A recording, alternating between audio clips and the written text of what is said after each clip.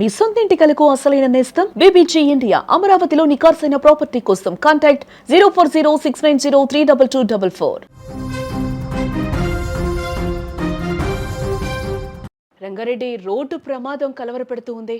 ప్రమాదంలో 4 విద్యార్థులు మృతి చెందారు. 4 కుటుంబాల విషాద ఛాయలు అలుముకున్నాయి. అతివేగం ఈ ప్రమాదానికి కారణంగా కూడా నిర్ధారించారు పోలీసులు. ప్రమాద సమయంలో 100 దాటినట్లుగా తెలుస్తోంది స్పీడోమీటర్. కోవిడ్లో భర్త, ఇప్పుడు కొడుకును కోల్పోయింది ఆ మహిళ. కొడుకును కోల్పోయి వెక్కి వెక్కి ఏడ్చాడు ఆ తండ్రి. జీవితం ఎంత విచిత్రమైందో కదా. ఒక్క క్షణం, కేవలం ఒక్క క్షణం మన తలరాతనే మార్చేస్తుంది.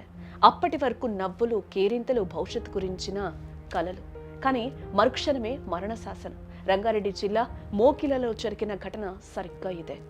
4 నిండు ప్రాణాలు గాల్లో కలిసిపోయాయి. 4 కుటుంబాల్లో జీవితాంతం మానని గాయాన్ని మిగిల్చాయి. నిన్నటి వరకు కలిసి తిరిగిన స్నేహితులను రోడ్డు ప్రమాదం శాశ్వతంగా విడదీసింది. దీనికి అసలు కారణం అతివేగమే కారణమని కూడా ఇక్కడ మనకి తెలుస్తోంది.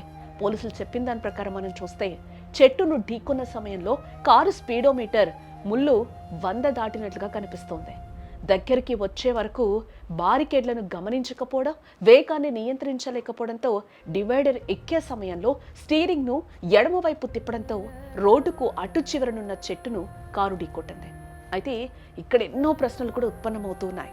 రేడియం స్టిక్కర్లు పాతవి కావడంతో బారికేడ్లు కనిపించలేదా? నిరంతరం రోడ్డుకు అడ్డంగా వాటిని పెట్టొచ్చా? తెరుచుకున్న ఎయిర్ బ్యాగులు విద్యార్థుల ప్రాణాలను కాపాడలేకపోవడానికి అసలు కారణం ఏంటి? లేక వాహనం నడుపుతూ విద్యార్థి కునుకు తీశాడా? ఏదైతేనే క్షణాల్లో 4 ప్రాణాలు గాల్లో కలిశాయి. 4 కుటుంబాలు పిల్లలపై పెట్టుకున్న ఆశలు చెదిరాయి. ఈ వార్త విన్న తల్లిదండ్రుల పరిస్థితి ఒక్కసారి ఊహించుకోండి. కంటికి రెప్పలా పెంచుకున్నారు. వాళ్ళ బంగారు భవిష్యత్తుపై ఎంతో కష్టపడి ఎన్నో ఆశలు పెట్టుకున్నారు ఆ తల్లిదండ్రులు. నా కొడుకు పెద్ద చదువులు చదివి నన్ను బాగా చూసుకుంటాడని ఎదురు చూసిన ఆ తండ్రికి కొడుకు విగత జీవిగా కనిపిస్తే ఆ గుండె ఎంతలా పగిలిపోతుంది. ఇంటికి వస్తున్నాడని ఎదురు చూస్తున్న తల్లికి కొడుకు ఇక లేడని తెలిస్తే ఆ తల్లి రోదనకు ఓదార్పు ఎక్కడిది? ఎవరిస్తారు? ఏదేమైనా ఒక రోడ్డు ప్రమాదం 4 కుటుంబాలు చెరగని ముద్ర వేసింది. అతివేగం ప్రమాదకరం అంటూ పోలీసులు హెచ్చరిస్తున్నా దానిపై అవగాహన కల్పిస్తున్న యువతలో మార్పు రావడం లేదు. మీరు బైక్ ఎక్కినా, కారు స్టీరింగ్ పట్టినా ఒక్కసారి మీ వెనక మీ కుటుంబం ఉందని గుర్తుంచుకోండి.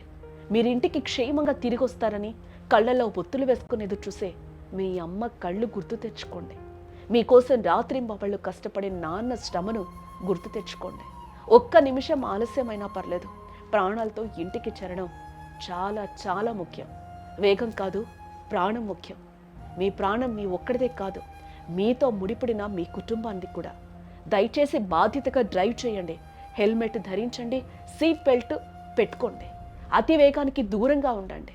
ఇలాంటి విషయాలు ఇంకెవరి ఇంట్లోనూ జరగకూడదు. కలుస్తాడు నాన్న అంటే మమ్మీ దగ్గర పోతాను డాడీ అని చెప్పిండు.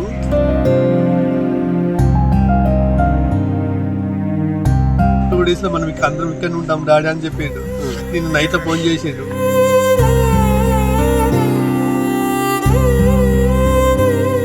నేను నైట్ అరౌండ్ 10:30 ఆ టైం మాట్లాడుతున్నాను. ఎంతమంది ఉంటారండి?